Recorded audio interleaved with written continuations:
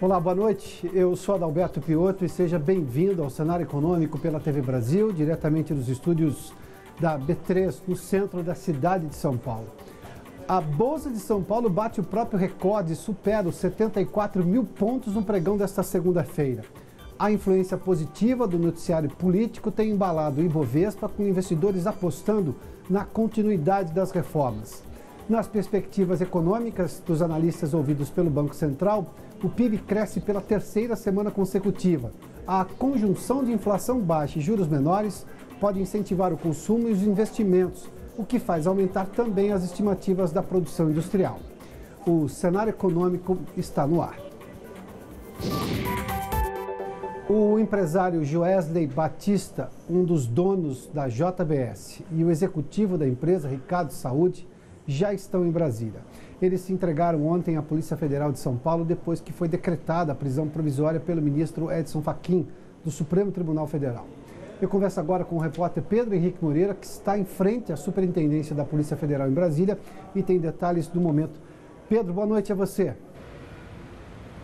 Olá, Piotto. Boa noite para você, boa noite a todos. Olha, nesse momento, Joesley Batista e Ricardo Saúde estão no IML aqui do Distrito Federal, que fica a cerca de 4 quilômetros desse ponto em que estamos, que é a Superintendência da Polícia Federal de Brasília. O avião que trouxe os dois de São Paulo, pousou aqui na capital federal por volta das 3h20 da tarde. Eles vieram direto aqui para a Superintendência, foram recebidos por um pequeno grupo de manifestantes que comemorava a prisão deles. Eles até soltaram rojões aqui na porta da PF. E a informação que nós tivemos, é que eles haviam solicitado à defesa que dispensassem o exame de corpo de delito. A informação que nós tínhamos é que eles já ficariam aqui em definitivo para cumprir a prisão temporária. Só que depois, então, veio a atualização da informação que os advogados dos dois, então, decidiu pelo exame. Eles saíram agora há pouco aqui da PF para realizar esse exame, depois retornam para cá, onde ficam em prisão temporária até a sexta-feira desta semana, até o dia 15. Essa prisão ela pode ser prorrogada ou transformada, convertida em prisão preventiva, que não tem prazo para terminar, caso assim solicite o Procurador-Geral da República, Rodrigo Janot, e também caso autorize o ministro do Supremo, o ministro Edson Fachin. Aqui na PF, a informação que nós temos é que cada um vai ficar em uma cela individual de 9 metros quadrados. E também a informação que nós tivemos é que eles já chegaram de São Paulo com os cabelos cortados, os cabelos mais curtos. O grupo que acompanhava aqui na porta da PF, que protestava a favor da prisão dos dois, a favor da Operação Lava Jato e prestando apoio ao juiz Sérgio Moro, esse grupo se dirigiu lá ao IML de Brasília também para acompanhar esse exame. Piotto, por enquanto, são essas as informações que nós temos.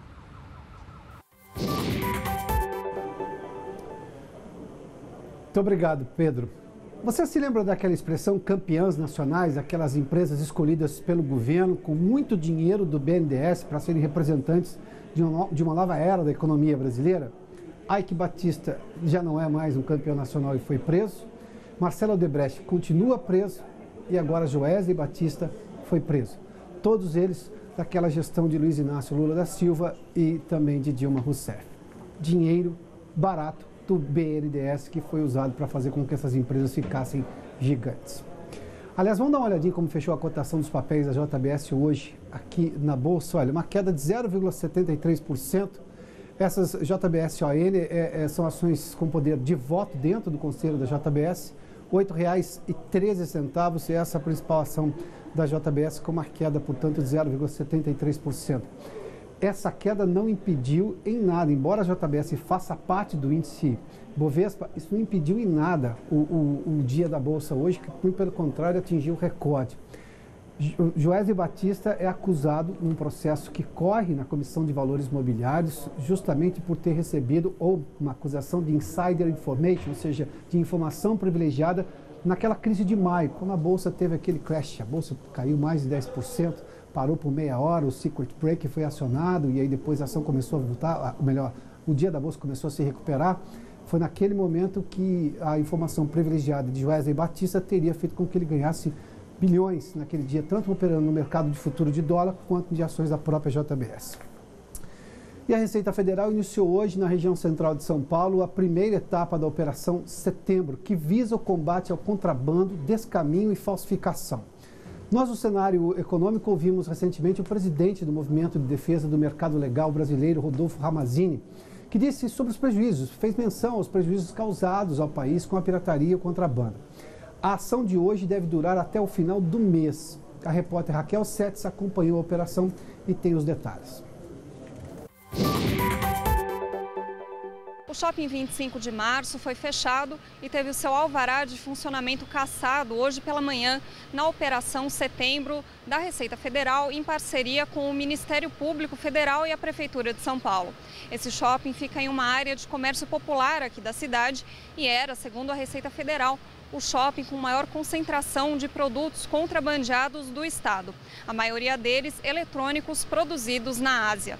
Cerca de 800 toneladas de mercadorias vão ser retiradas de lá nos próximos dias. Isso dá um valor de mais ou menos 300 milhões de reais. Além desses produtos, a Receita Federal também está apreendendo computadores, laptops e documentos, tudo isso para tentar descobrir quem são os cabeças por trás desse esquema ilegal. Há sempre, na primeira escala do crime, envolvidos que nós chamamos de laranja, né?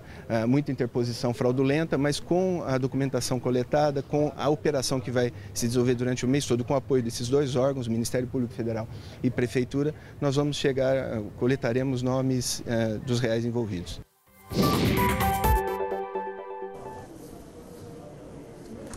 A Mercedes-Benz do Brasil convocou os proprietários dos modelos classes A, B, C, E, CLA, GLA e GLC fabricados entre abril de 2014 e fevereiro de 2017 para reparos na parte elétrica dos carros.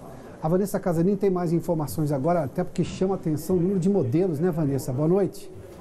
Boa noite, Piotr. Boa noite a todos. O risco agora nesse recall é de incêndio. Os proprietários vão ter de agendar a instalação de um fusível adicional na linha elétrica do motor de partida. E o agendamento poderá ser feito a partir do dia 14 de setembro, ou seja, quinta-feira que vem. Nesse site que aparece na tela dá para fazer o agendamento e também ter mais informações, Piotr.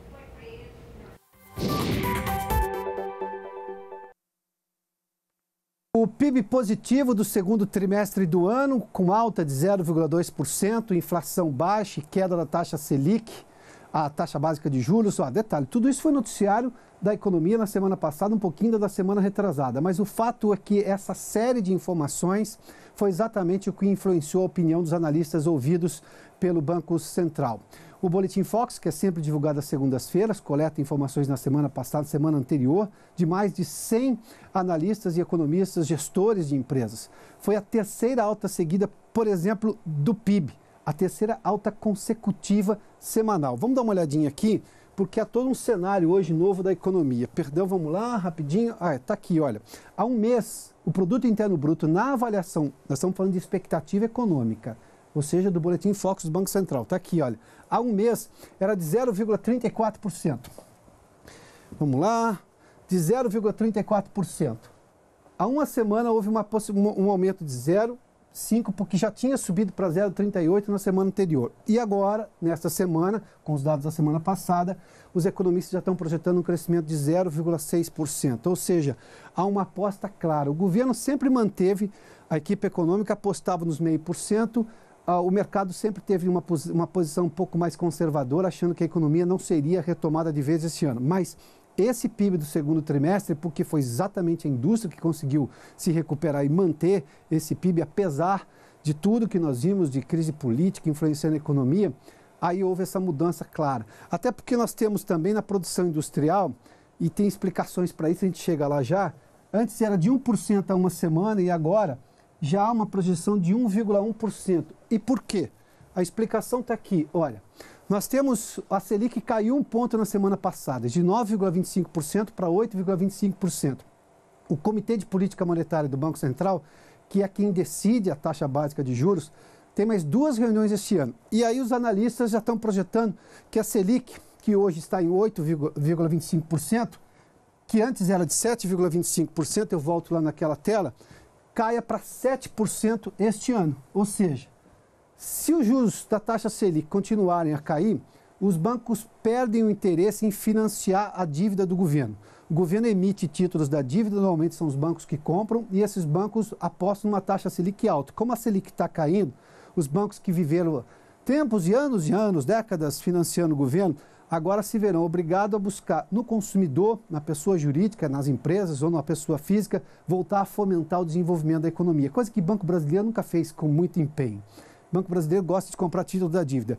Correr risco no mercado não é exatamente o perfil da média dos bancos brasileiros. Agora é o que a gente vai ver. Ou seja, porque os juros ainda são extremamente altos e inacessíveis para a maior parte das pessoas e as empresas sofrem com juros de mercado. Taxa Selic é uma coisa, juros de mercado a gente mostra com muita frequência aqui é outra. Se os bancos se voltarem para lá, ou seja, há a possibilidade de ter um crédito mais baixo, ou seja, um juros mais baixo. Pessoas com mais confiança, com a volta do emprego, ou seja, voltando a comprar. Se elas voltarem a comprar com a inflação permanecendo baixa, e a previsão aqui é de 13,14 até o final do ano, hoje a inflação dos 12 meses está bem abaixo dos 3%, a gente vai ter uma retomada da produção industrial, uma retomada do consumo, um crescimento do produto interno bruto, como a gente viu na tela anterior. Ou seja, há uma série de coisas que estão ali se encadeando, ou seja, um ciclo virtuoso da economia começa a ser desenhado por esses números que a gente acabou de ver aqui. E, evidentemente, a grande expectativa é para a geração de emprego. O emprego de nível técnico foi exatamente maior do que o número de empregos gerados por quem tem qualificação de nível superior, segundo uma pesquisa do SENAI, o Serviço Nacional de Aprendizagem Industrial. E boa parte desses empregos, segundo uma outra pesquisa do Cadastro Geral de Empregados e Desempregados, o CAGED, do Ministério do Trabalho, foi nas linhas de produção da indústria. Olha, 12.594 vagas, quase 13 mil vagas ali, de linha de produção, ou seja, a gente está vendo o emprego voltar na indústria, que foi exatamente quem demitiu e demitiu muito, porque sofreu em 2015 e 2016. E há toda uma preocupação, porque é esse exatamente o cargo que vai acontecer, que vai recuperar o emprego.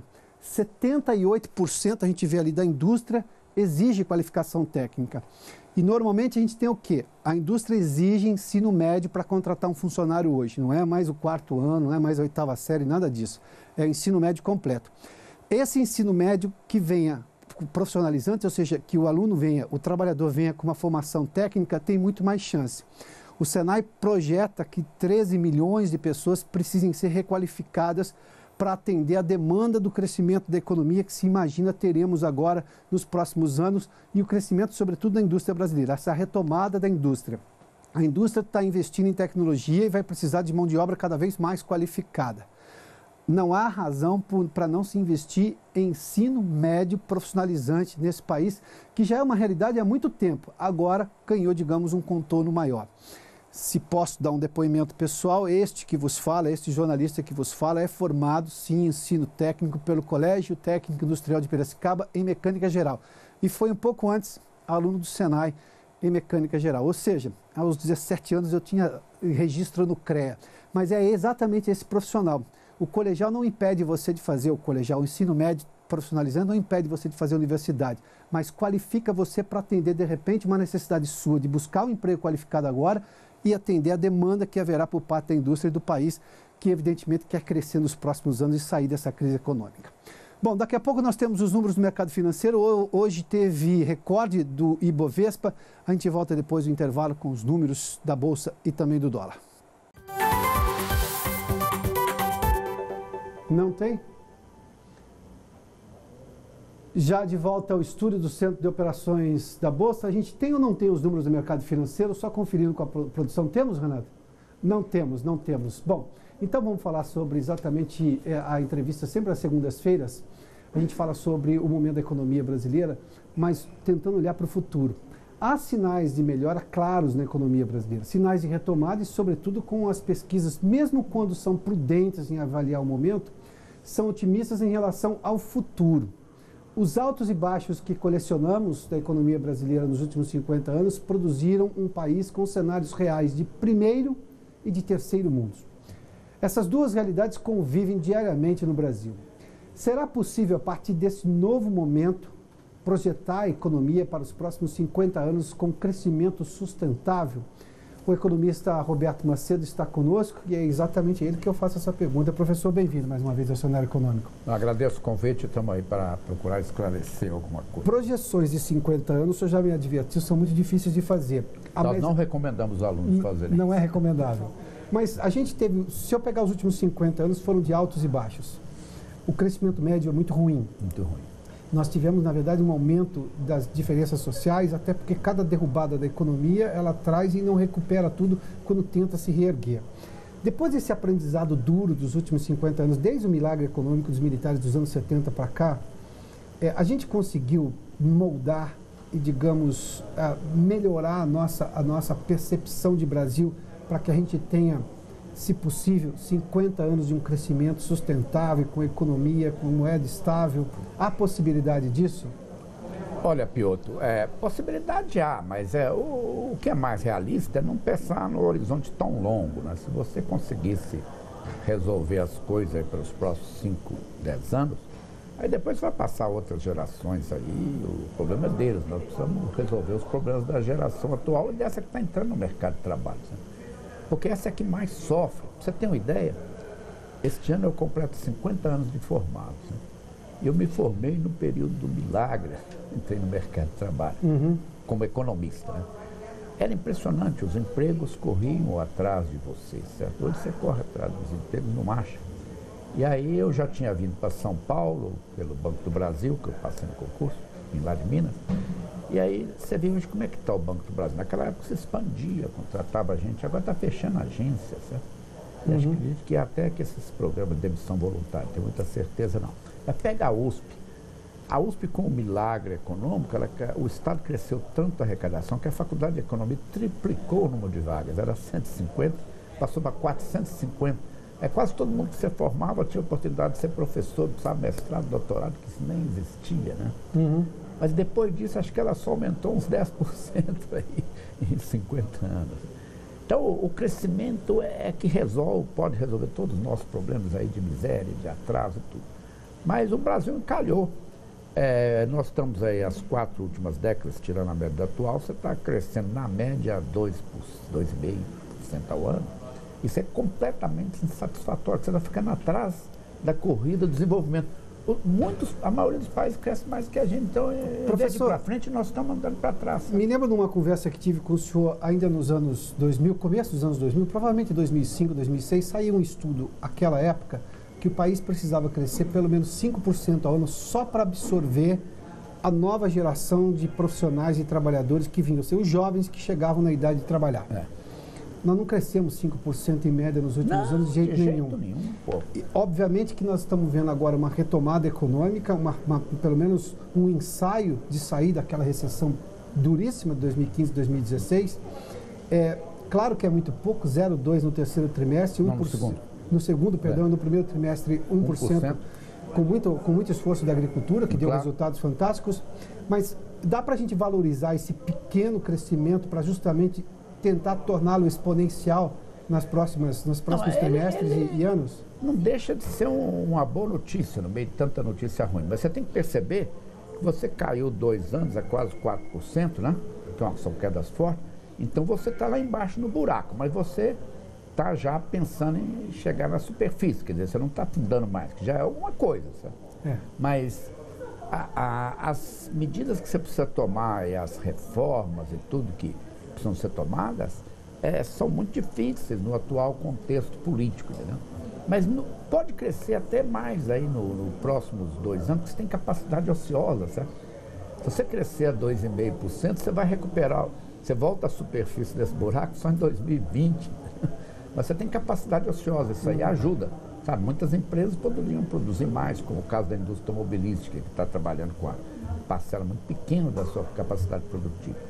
Agora, eu sonho que do ano que vem apareça aí, vença as eleições, um candidato que, por exemplo, ele podia estabelecer o propósito de 2022, é o segundo centenário da nossa independência, né? Mas, gente, vamos fazer uma união pelo país, né? E tomar aquelas medidas que possam impulsionar o Brasil é uma taxa 4%, 5%. Eu sempre defendi essa taxa, né? Porque 2,5% é muito pouco, certo? Você não precisa crescer 10%, que isso é coisa para chinês, inclusive num regime meio autoritário, né? Mas eu acho que dá para montar um projeto, teria que atacar muitos problemas, certo? Mas você teria... Você pega, por exemplo, em termos setoriais, a agricultura vai muito bem e as perspectivas do setor são boas, porque a China vai expandir, no caso da soja, por exemplo, você vai expandir, próximos 10 anos, a demanda em 30 milhões de toneladas. E aí, quem vai atender é o Brasil, porque os Estados Unidos não tem terra para plantar essa soja, certo? Então, a agricultura, acho que está bem em progresso tecnológico. O problema é a indústria. Certo? E por que a gente perde tanto tempo criticando o fato da gente ser um exportador de commodities? Não dá para... No Brasil parece que as coisas são ou isso ou aquilo. Não dá para ser exportador de commodities porque a gente vai ter excedente, é impossível. A gente tem 8.511.000 quilômetros quadrados. Claro. É muita terra. Muita terra. A gente vai ter excedente e vai exportar minério de ferro, vai continuar exportando soja, milho, por aí. Dá para conseguir desenvolver a indústria também, porque daí a gente passa a ser um exportador de commodity e de produtos de alto valor agregado, tecnológicos, claro. Ou seja... Mas a agricultura tem também um grande componente tecnológico.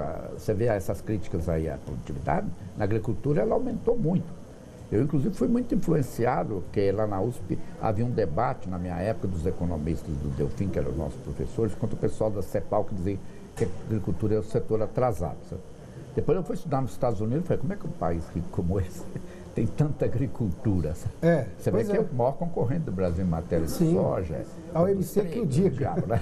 Produz muito milho, né? Inclusive até o uísque lá é feito de milho. Né? Então eu acho que você pode fazer, tem que tentar fazer as duas coisas. Nunca abandonaria a questão do setor agrícola, porque é da nossa dotação de recursos naturais. Isso aí é uma coisa divina, né? Que caiu aí do céu.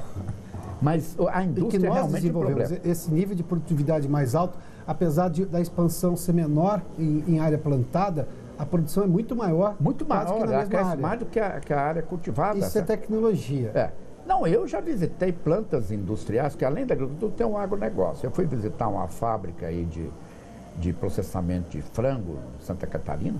É impressionante, aquilo é uma linha de montagem, certo? Aquilo é uma indústria. Os frangos são alimentados com estoque de alimentos. Certo? Então tem uma produção contínua. A indústria, uma diferença dela da agricultura básica, é que ela tem produção contínua.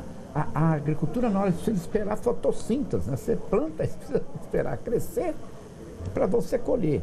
Mas é possível você, em setores como esse, você ter uma produção contínua, desde que você estoque lá a ração e tudo, aquilo vira uma indústria como outra qualquer. Então, qual é a diferença entre uma indústria automobilística e uma indústria de frango? Você não faz frango. Né? A pergunta objetiva... Então, assim, mas eu acho que você tem... A indústria merece uma atenção especial. O Brasil está meio isolado das cadeias produtivas internacionais. Eu acho que tem aqui um problema da taxa de câmbio. Mas isso é uma ação de governo? É uma ação de governo ou é uma ação do setor? Não, o governo ele deve tocar coisa, dar as coordenadas, os incentivos adequados, não necessariamente só crédito subsidiado, ajudar no desenvolvimento tecnológico, mas ele não deve ser o ator que vai executar. Sabe? Você vê o caso da Embraer, o governo montou essa indústria. O agronegócio foi tudo produção da Embrapa, certo? Mas depois ele não deve se meter em fazer avião. Eu sou até contra mesmo negócio de petróleo, outras coisas. Certo? Eu acho que, por exemplo, foi muito bom que ele descobriu aí o petróleo do pré-sal. Mas ele não precisa ficar limitando a exploração disso. Até agora você teve que abrir aí para permitir que mais empresas entrassem, também se não ficasse dependendo de produzir os equipamentos do país. Tem que mudar a mentalidade, porque do jeito que nós estamos aqui, não pode crescer. E a questão do Estado é o seguinte, o Estado não pode fazer tudo, é uma crença de brasileiro. Eu também já compartilhei essa crença quando era criança, porque tudo, vamos pedir o governo para fazer. O governo não tem mais condição de fazer as coisas, sabe? Ele cresceu até um limite. E aí ele tem que incentivar que as pessoas, as empresas, várias instituições procurem resolver seus problemas. E ele tem que superar alguns questões básicas. Certo? Todo mundo fala, precisa melhorar a educação. Mas a educação demora muito a resolver.